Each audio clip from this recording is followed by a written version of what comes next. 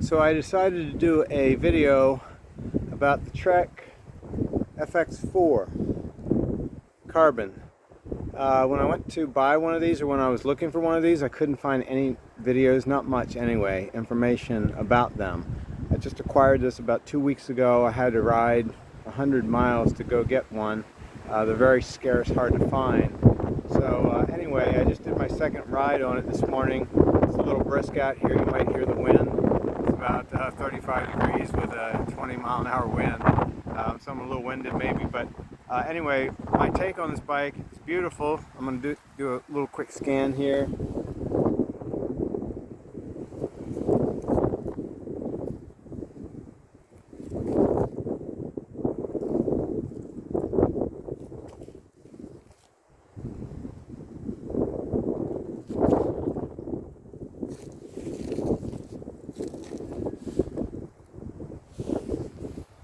So previously I had a Verve 3 and I had a medium.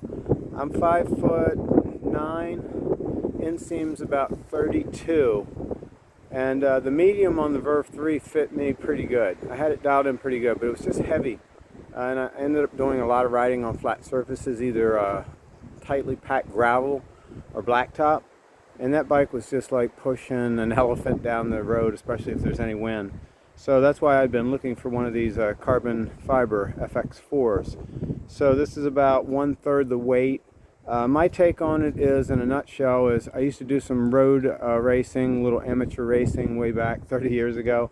And this bike's frame, the geometry and all, reminds me of a Criterium road bike. It's very, very quick.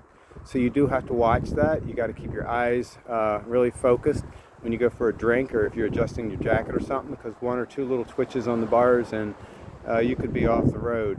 So it's nice in that it's really agile like that, but you really got to pay attention when you're riding. I like it, but you know, if you have balance problems or issues with coordination, maybe you want a more stable bike.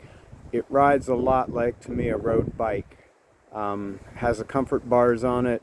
The seat a little bit more comfortable than maybe a hard seat. Of course, you can always change that out.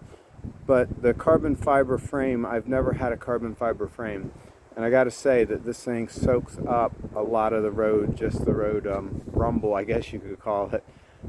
So it's very comfortable. It's really easy pushing into the wind compared to the other one. I mean, it's a world of difference going up inclines. It just pushes up so easy. So I got a large in this one for my frame. Again, 5'9", inseam about 32. I was afraid it was going to be too big. But it ends up, looks like I think we're dialed in pretty good now. I've made a few adjustments, and has 11 cog on the back, just one on the front. I'm not sure if I'm going to run out of gear when I really get cranked up with some of my buddies on road bikes.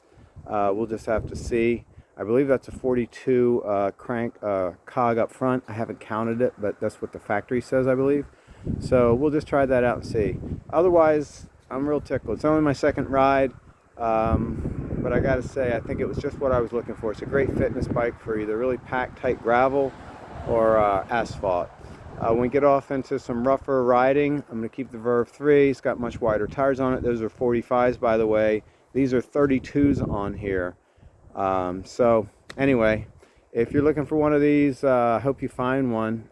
They're pretty scarce, but I found this one at Trek of Wilmington up in Wilmington, Delaware, and great people to work with. All right, hope you have a great day. Keep biking.